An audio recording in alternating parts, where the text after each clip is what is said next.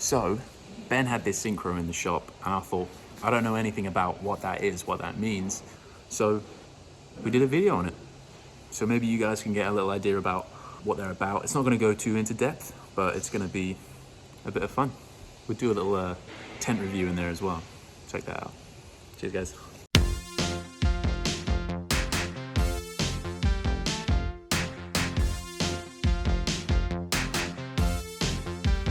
So far as I know, in the late 70s, Volkswagen were working on a all-terrain system for the bay windows, in fact. I don't have a deep knowledge, not like a deep knowledge. Deep. But that was taking a bit of time. So by the end of the 70s, they'd already then moved on to the T25, or the T3, whichever you like to call it, which is what we're in today. The Syncro, or Syncro mesh, on these vans, well, I'll tell you what, I could probably find a little diagram, a little GIF that I've seen kicking around that explains it really well. So we'll find that, because I don't know 100%, if I'm honest. Deep knowledge.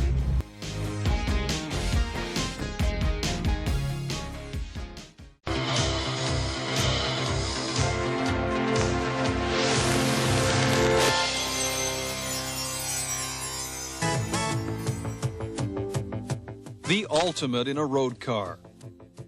Maneuverability and handling, power and traction, poise and balance. In the finest tradition of German automotive engineering, all-wheel drive Volkswagen Syncro advances to the forefront of drivetrain technology. Vanagon Syncro utilizes a viscous coupling located near the front axle as a third differential. It provides power to the front wheels when the rear wheels lose traction or slip for any reason. You do nothing to make this happen. The viscous coupling does it itself. The coupling contains two sets of friction plates in a silicone fluid. One set of plates is connected to the front differential, the other to the rear differential. As slippage occurs at the rear wheels, which are both constantly driving, it causes one set of plates to spin. As they spin, friction causes the fluid to heat up, which makes it thicken. That in turn engages the other set of plates, which supply power to the front driving wheels. As a result, all four wheels are driving on a need-to-have basis, without the driver doing a thing.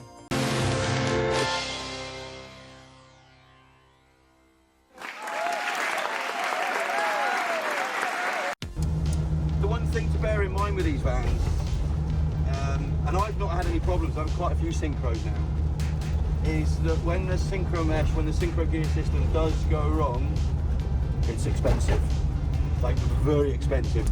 For me, the reason I bought this van was to go off into Europe. It's absolutely perfect. We're already on left-hand drive. It makes everything easier. It makes the toll roads easy, overtaking's a bit easier. Not that you do a great deal of overtaking, if we're honest, in these.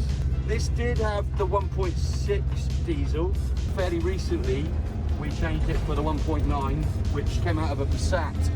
The difference is absolutely brilliant. It quite happily climbs up the hills and probably sits on the dual carriageway, sits on the motorway, comfy, 55, 60. It's a good cruising speed. If you want to go quick, this probably aren't your vans to do that. If you want to go exploring, then absolutely. So we're up at Mill Hill. I've heard on the grapevine that people like to walk their dogs here, something like that.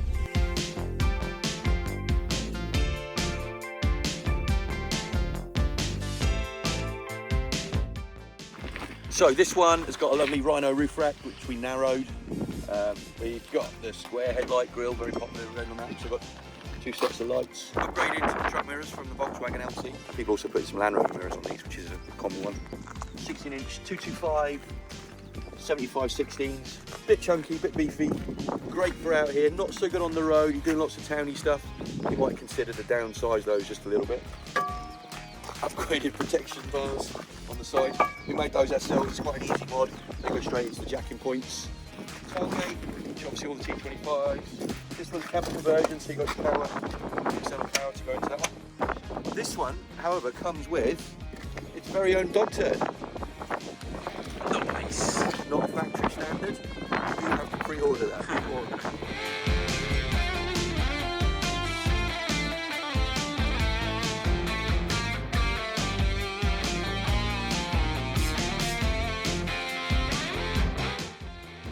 gears on this one. Regular 1, 2, 3, 4. Reverse up there. But also on these you have what they call a crawler gear. In G. It's for constant, slow, it's a bit like low range in a Land Rover. How you get up, over and do stuff at a constant speed.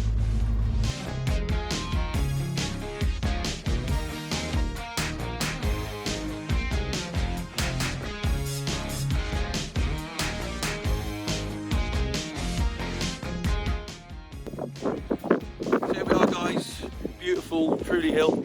Truly is. Like that. 10. Smart tent. What's it called? Smart tent. No, it's 1T. Smartent. I'm gonna crack this open and see how easy it is to put up, see how comfortable it is. Especially now the rain's coming down and Ben won't let me in the van. Who needs a van anyway? What is this?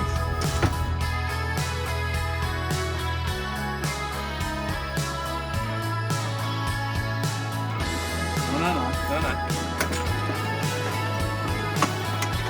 Here we go. That isn't going as far as I thought it would.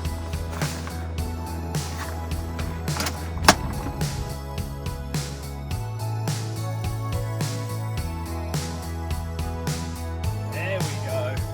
Now we're getting there.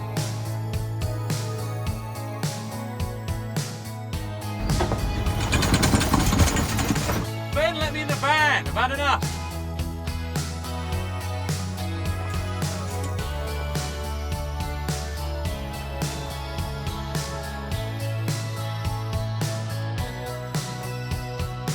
Alright, well, that's close enough, wasn't it?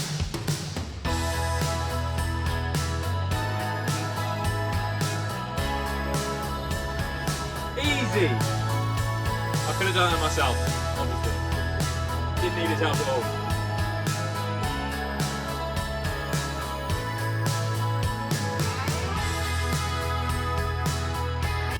Welcome to my new lair.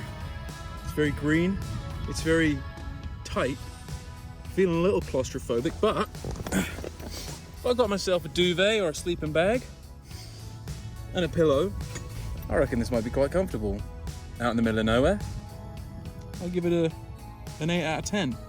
To put up, actually, is surprisingly easy if you know what you're doing. You could probably put that up within like 1 minute if you knew what was going on. So, quick to put off. Feeling the wind, the wind is really going. Look, can you see it? It's just moving. Oh, this is going over. That's a strong gale. Oh, all right.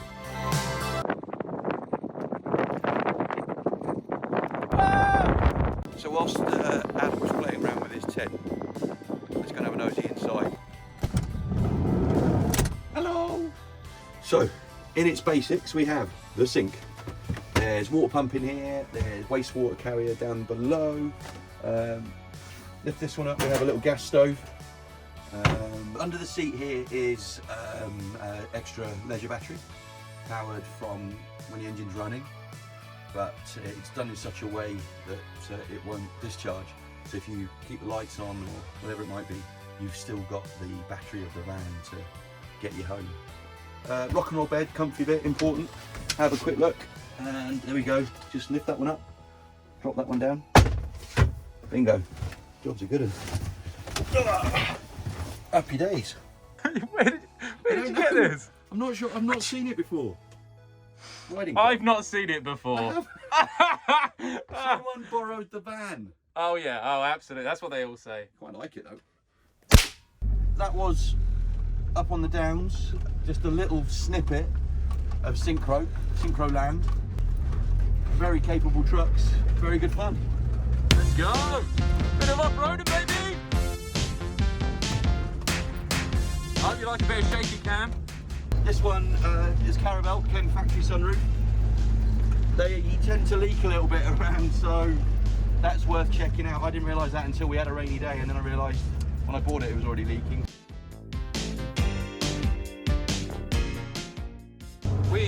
were just up there. We were. We're just taking her for a spin, seeing how she gets us. So we're going uphill.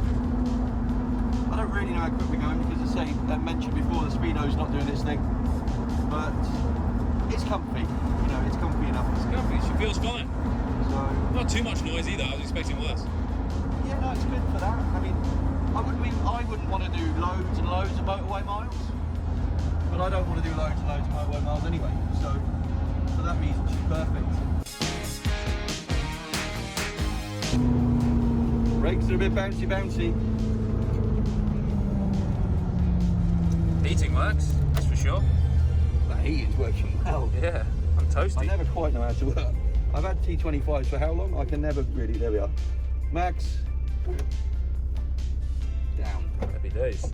Job done. Lovely van. Really capable, these T25. The Syncro is an incredible piece of kit. Quite complicated, as I say, so if you are thinking about a Syncro, they do cost a bit more, but they do hold their value. Get it from somewhere cold and wet, be warned, have a good nosy out, like with most T25s. Check it out underneath, see if all the main parts are solid. I would have no hesitation in this. Great 1.9 engine upgrade on this one from the 1.6. For that reason, travels really nicely, 55-60 on the motorway, happy days. If you were traveling Europe, you'd be on the back roads, you maybe not on the toll roads anyway. So it's perfect for that. It's 40-45 going around the little roads. Lovely travel vehicle for that. Enjoy. There aren't many of them around, and go see if you can find one.